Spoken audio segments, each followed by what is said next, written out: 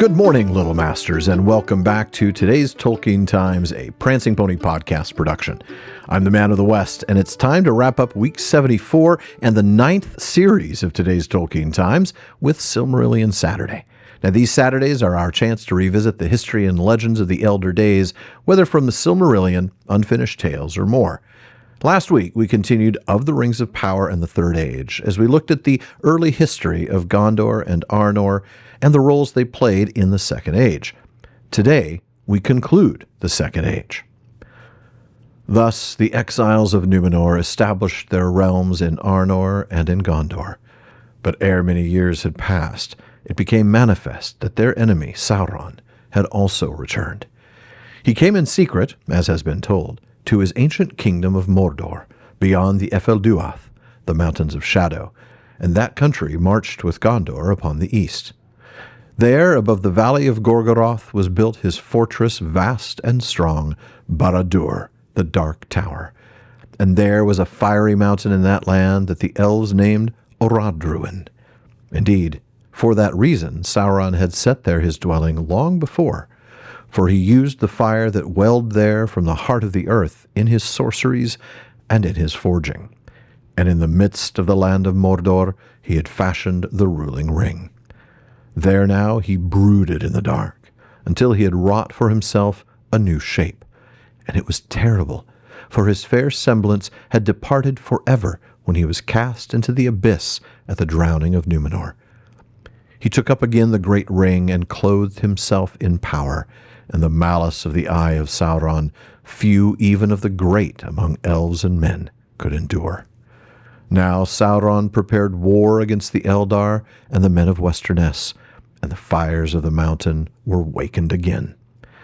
Wherefore, seeing the smoke of Orodruin from afar, and perceiving that Sauron had returned, the Númenóreans named that mountain anew Amon Amarth, which is Mount Doom. And Sauron gathered to him great strength of his servants out of the east and the south, and among them were not a few of the high race of Númenor. For in the days of the sojourn of Sauron in that land, the hearts of well-nigh all its people had been turned towards darkness. Therefore, many of those who sailed east in that time and made fortresses and dwellings upon the coasts were already bent to his will, and they served him still gladly in Middle-earth. But because of the power of Gil-galad, these renegades, lords both mighty and evil, for the most part took up their abodes in the southlands far away. Yet two there were, Heramor and Fuinur, who rose to power among the Haradrim, a great and cruel people that dwelt in the wide lands south of Mordor, beyond the mouths of Anduin. When therefore Sauron saw his time, he came with great force against the new realm of Gondor, and he took Minas Ithil, and he destroyed the white tree of Isildur that grew there. But Isildur escaped, and taking with him a seedling of the tree, he went with his wife and his sons by ship down the river, and they sailed from the mouths of Anduin, seeking Elendil. Meanwhile, Anarion held Osgiliath against the enemy, and for that time drove him back to the mountains. But Sauron gathered his strength again, and Anarion knew that unless help should come, his kingdom would not long stand. Now Elendil and Gil-galad took counsel together, for they perceived that Sauron would grow too strong and would overcome all his enemies one by one if they did not unite against him. Therefore they made that league which is called the Last Alliance, and they marched east into Middle-earth, gathering a great host of elves and men, and they halted for a while at Imladris. It is said that the host that was there assembled was fairer and more splendid in arms than any that has since been seen in Middle-earth, and none greater has been mustered since the host of the Valar went against Thangorodrim. From Imladris they crossed the misty mountains by many passes and marched down the river Anduin, and so came at last upon the host of Sauron on Dagorlad, the battle plain, which lies before the gate of the Black Land.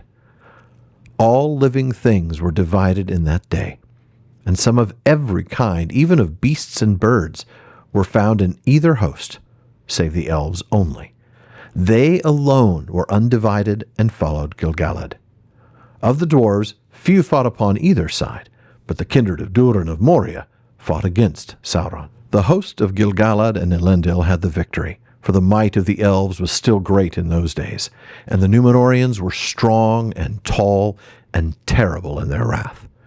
Against Aeglos, the spear of Gil-galad, none could stand, and the sword of Elendil filled orcs and men with fear, for it shone with the light of the sun and of the moon, and it was named Narsil.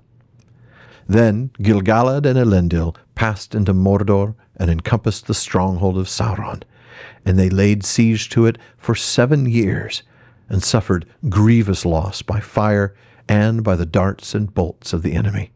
And Sauron sent many sorties against them. There in the valley of Gorgoroth, Anarion, son of Elendil, was slain, and many others.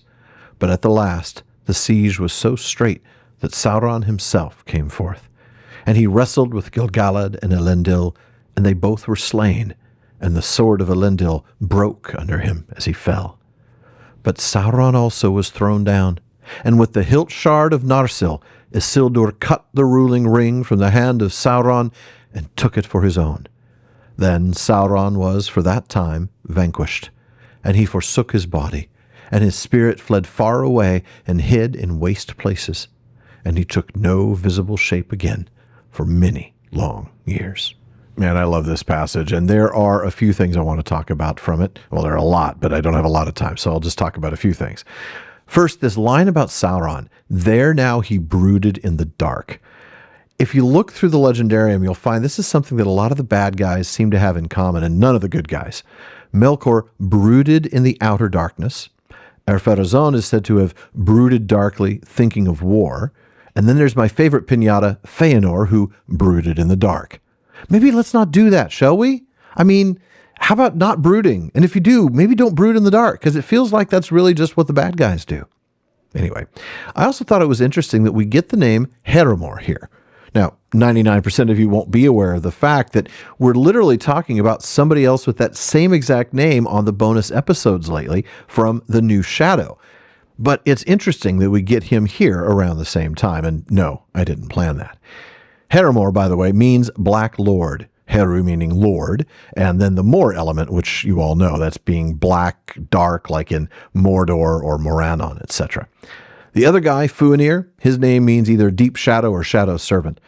What's interesting, though, is the fact that we've got these black Númenóreans ruling over the Haradrim. It's, in a way, sort of like a dark echo of the Noldor coming east and ruling over the Nandor. Just thought it was a little interesting thing. But finally, the thing I really love here is that the name of Elendil's sword is Narsil, red and white flame, but it uses the same elements as the names of his sons do. Anarion means son of the sun, the ION patronymic suffix added to Anar, which means sun. Big yellow ball in the sky, not male child. That is from the same root Nar that is in Narsil. And it's the same with Sil, right? Isildur is servant of the moon with the dur or ndur suffix, which means servant or to serve. And Isil meaning moon. Isil comes from the same root Thil that was the source of the Sil in Narsil. So while his sword is named Red and White Flame, referencing the sun and moon, it also references his sons' names. Or vice versa, depending on when he obtained Narsil, I suppose, and we'll never really know that. And folks, that does it for this week's Silmarillion Saturday. Thank you for joining me. Please come back next series as we spend the first several weeks continuing and concluding of the Rings of Power in the Third Age as we finally move into the actual Third Age. Speaking of next series, a quick announcement. My current pace or schedule of an 8-week series followed by 2 weeks off before returning to another 8-week series, it's going to have to change a bit. I'm not sure yet whether I'll be able to just change it to 7 on, 3 off, or if I need to drop down to 6 on, 4 off. But either way, the next series will be shorter and the upcoming break at least a week longer. It may only be a temporary change, but I need a bit of breathing room. The good news is the content will be just as good, maybe even better, as I won't have to sprint through each of the series. Now, please visit patreon.com/TolkienTimes to learn how you can get an ad-free feed, bonus episodes, and be a part of my content council to help decide what I'll talk about next series. And podcast listeners, please be sure to subscribe to the TTT in your podcast apps. For those on YouTube, subscribe to this channel to get all the PPP productions, including almost 9 full seasons of the PPP once they're all on there, both seasons of Rings of Power Wrap-Up, all of this show and my new streaming project, The PPP Plays. And be sure you're following at Prancing Pony Pod on Blue Sky, Twitter, Instagram, and TikTok. And simply the Prancing Pony Podcast on Facebook. Finally, as Faramir says, go with the goodwill of all good men.